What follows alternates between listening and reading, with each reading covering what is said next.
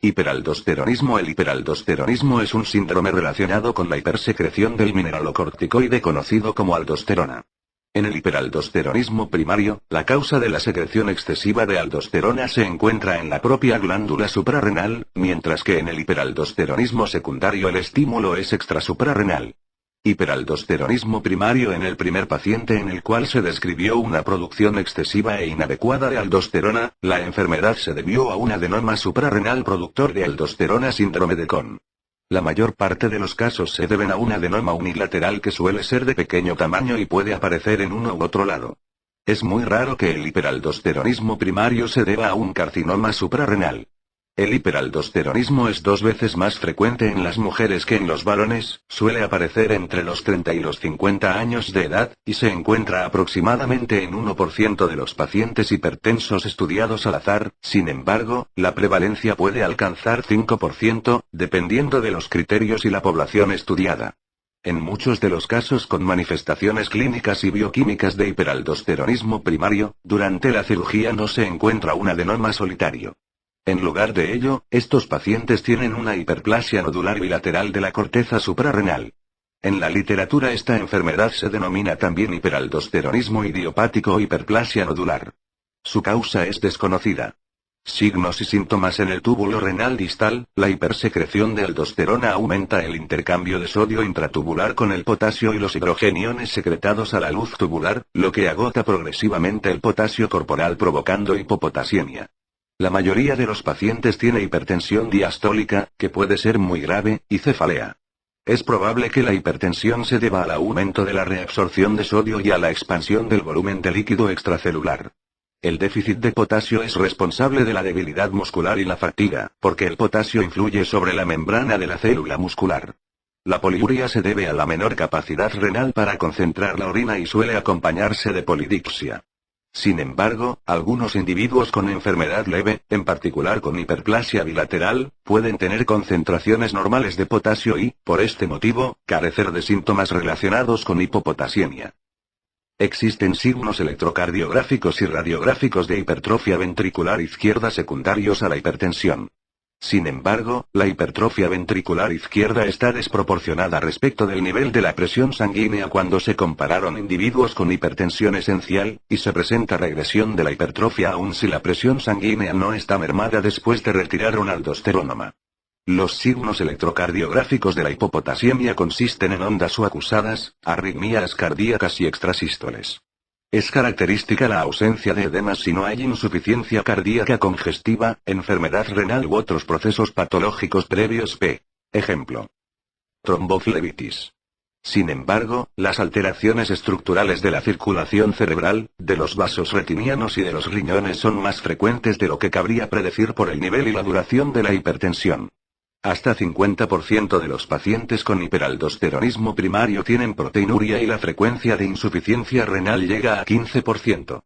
Por tanto, es probable que el exceso de aldosterona induzca daños en el aparato cardiovascular independientemente de sus efectos sobre la presión arterial. Datos de laboratorio. Los hallazgos de laboratorio dependen de la duración e intensidad del déficit de potasio. La prueba nocturna de concentración de la orina demuestra la incapacidad renal para aumentar la densidad urinaria, probablemente como consecuencia de la hipopotasiemia. El pH urinario es neutro o alcalino, debido a la secreción excesiva de iones de amonio y bicarbonato para compensar la alcalosis metabólica. La hipopotasiemia puede ser intensa inferior a 3 mmol/litro, indicando que la pérdida del potasio corporal rebasa los 300 mmol. En las formas leves de hiperaldosteronismo primario los niveles de potasio pueden ser normales. La hipernatriemia se debe a retención de sodio, pérdida simultánea de agua por la poliuria y a un cambio del nivel de funcionamiento del osmostato.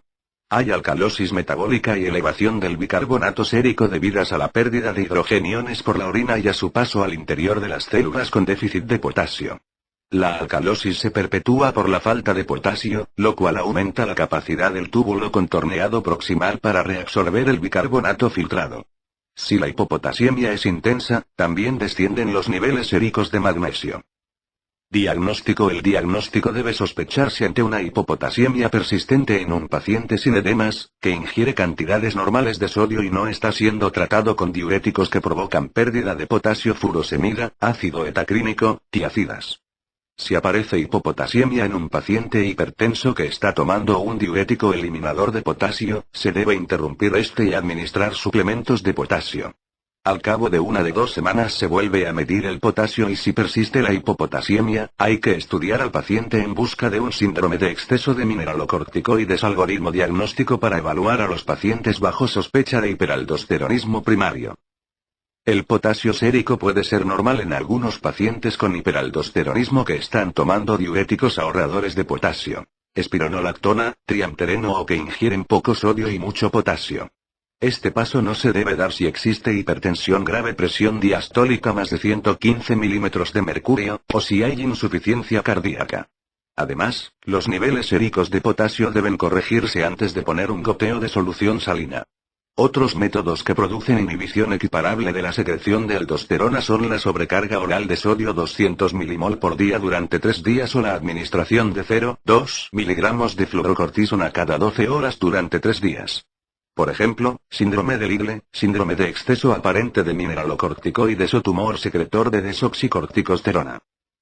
GRA, aldosteronismo remediable con glucocorticoides, glucocorticoid remediable aldosteronismo. Los criterios diagnósticos del hiperaldosteronismo primario son 1. Hipertensión diastólica sin edemas, 2. Hiposecreción de renina evaluada por la baja actividad de la renina plasmática que no se eleva, como corresponde, ante una reducción del volumen de los líquidos corporales, bipedismo, déficit de sodio y 3. Hipersecreción de aldosterona, que no se inhibe adecuadamente ante una expansión de volumen. Es característico que los pacientes con hiperaldosteronismo primario no presenten edemas, debido al fenómeno de escape de la retención de sodio causada por los mineralocorticoides. Raras veces aparece edema pretibial en los pacientes en los que coexiste una nefropatía con hiperazoemia. El cálculo de la actividad plasmática de la renina tiene poco valor para distinguir a los pacientes con hiperaldosteronismo primario de los que padecen hipertensión debida a otras causas. La incapacidad para normalizar la actividad plasmática de la renina durante las maniobras que provocan una reducción de volumen es un criterio válido para el diagnóstico del hiperaldosteronismo primario, pero la inhibición de la actividad de la renina también ocurre en cerca de 25% de los pacientes con hipertensión esencial. Aunque la determinación de renina aislada carece de especificidad, el cociente entre la aldosterona sérica y la actividad de la renina plasmática es una herramienta muy útil de detección sistemática. Un cociente elevado más de 30. Cuando la aldosterona se expresa en nanogramos 100 mililitros y la actividad de renina plasmática en nanogramos por mililitro por hora, sugiere fuertemente secreción autónoma de aldosterona. Las concentraciones de aldosterona deben pasar de 500 picomol litro más de 15 nanogramos por decilitro cuando no se restringe la ingestión de sal. Algunos centros miden la relación de la actividad plasmática aldosterona/renina en todo paciente hipertenso normopotasiémico difícil de controlar, y no solo en quienes experimentan hipopotasiemia. En último término, para diagnosticar un hiperaldosteronismo primario es necesario demostrar la falta de inhibición de la secreción de aldosterona. La autonomía que muestran los tumores secretores de aldosterona en estos pacientes se refiere únicamente a su resistencia para suprimir la secreción de aldosterona ante una expansión de volumen. Esos tumores pueden responder de forma normal o supranormal a estímulos como una sobrecarga de potasio o la administración intravenosa de corticotropina. Una vez demostrada la hiposecreción de renina y la falta de inhibición de la secreción de aldosterona, los adenomas productores de aldosterona deben ser localizados por medio de CT abdominal, empleando un equipo de alta resolución, ya que muchos aldosterónomas miden menos de 1 centímetros. Si la CT es negativa, con el cateterismo percutáneo transfemoral de ambas venas suprarrenales y la toma de muestras de sangre se puede demostrar una elevación al doble o al triple de las concentraciones plasmáticas de aldosterona en el lado afectado. En los casos de hiperaldosteronismo secundario a hiperplasia nodular cortical no se encuentran diferencias entre un lado y otro. Es importante obtener las muestras de sangre venosa simultáneamente, si esto es posible, y medir también las concentraciones de cortisol para descartar una localización falsa que esté empleando una elevación de los niveles de aldosterona inducida por ACTH o estrés. En los pacientes con adenoma, el cociente aldosterona/cortisol se lateraliza hacia el lado de la lesión. Diagnóstico diferencial. Los pacientes con hipertensión e hipopotasiemia pueden tener hiperaldosteronismo primario o secundario. Para distinguir entre estos dos procesos es útil medir la actividad plasmática de la renina. La elevación en el plasma de los niveles de renina en los pacientes con hipertensión acelerada indica hiperaldosteronismo secundario. En cambio, los pacientes con hiperaldosteronismo primario tienen inhibición de las concentraciones plasmáticas de renina. Efectivamente, en los pacientes con niveles séricos de potasio menor que 2,5 milimol por litro, un cociente elevado entre la aldosterona en plasma y la actividad plasmática de la renina en una muestra de sangre aleatoria suele ser suficiente para establecer el diagnóstico de hiperaldosteronismo primario, sin necesidad de más pruebas. En los pacientes con hipertensión e hipopotasiemia grave, se debe pensar también en producción ectópica de corticotropina. El hiperaldosteronismo primario debe diferenciarse de otros estados de exceso de mineralocorticoides. Los estados mineralocorticoideos no aldosterónicos muestran supresión de la renina plasmática y niveles bajos de aldosterona. El problema más frecuente es distinguir entre el hiperaldosteronismo debido a un adenoma y el causado por hiperplasia nodular bilateral idiopática. Esta distinción es importante porque la hipertensión relacionada con la hiperplasia idiopática no suele resolverse con la suprarrenalectomía bilateral, mientras que la hipertensión que acompaña a los tumores productores de aldosterona mejor o se cura al extirpar el adenoma. Aunque los pacientes con hiperplasia nodular bilateral idiopática tienden a mostrar hipopotasiemia menos intensa, menor secreción de aldosterona y mayor actividad plasmática de renina que los pacientes con hiperaldosteronismo primario, es imposible distinguirlos basándose solo en criterios clínicos o bioquímicos.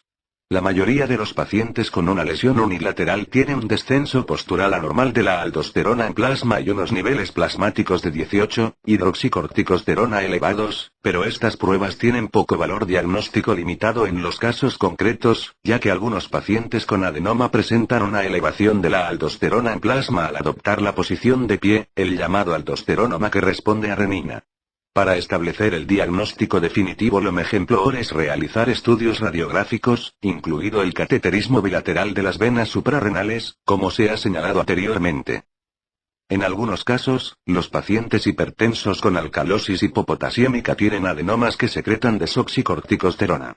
Estos pacientes presentan niveles bajos de actividad plasmática de la renina, pero las concentraciones de aldosterona son normales o bajas, lo que sugiere el diagnóstico de un exceso de mineralocorticoides debido a una hormona distinta a la aldosterona.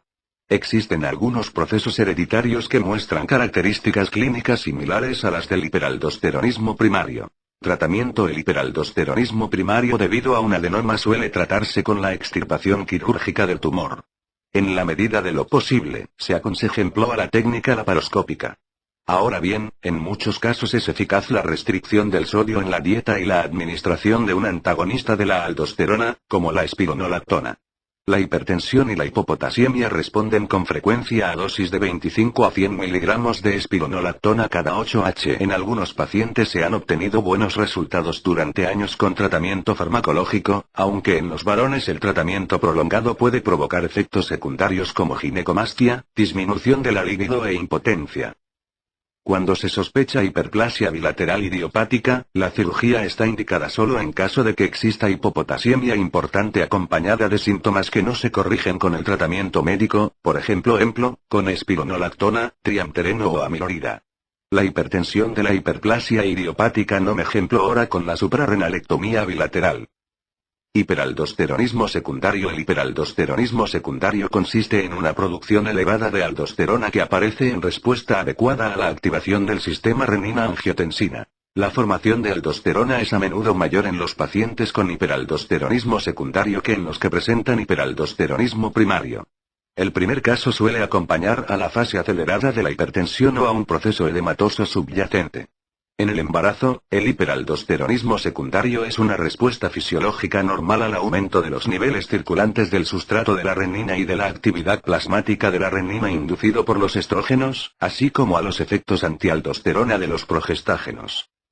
En los estados de hipertensión, el hiperaldosteronismo secundario se debe a la producción excesiva de renina, ya sea primaria reninismo primario, o secundaria a la disminución del flujo sanguíneo y de la presión de perfusión en los riñones. La hipersecreción secundaria de renina puede deberse a estenosis de una o ambas arterias renales principales por ateroesclerosis o por hiperplasia fibromuscular.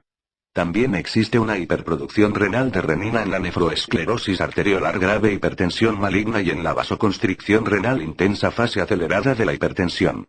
El hiperaldosteronismo secundario se caracteriza por alcalosis hipopotasiémica, aumento moderado e intenso de la actividad de la renina en plasma y elevación moderada o intensa de las concentraciones de aldosterona.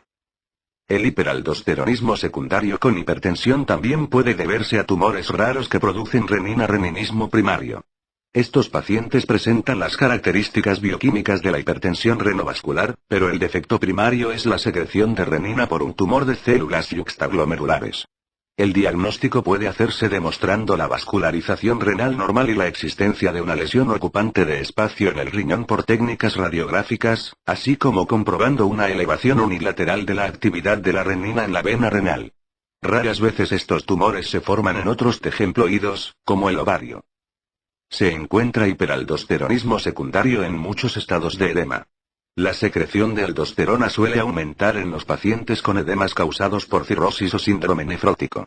En la insuficiencia cardíaca congestiva, la elevación de la secreción de aldosterona varía con la gravedad de la insuficiencia cardíaca. Al parecer, el estímulo para la liberación de aldosterona en estos procesos es la hipovolemia arterial, la hipotensión, o ambas. Las tiazidas y la furosemida con frecuencia exageran el hiperaldosteronismo secundario por la disminución de volumen. En este caso, la hipopotasiemia, y a veces la alcalosis, pueden convertirse en signos importantes. En ocasiones aparece hiperaldosteronismo secundario sin edemas ni hipertensión.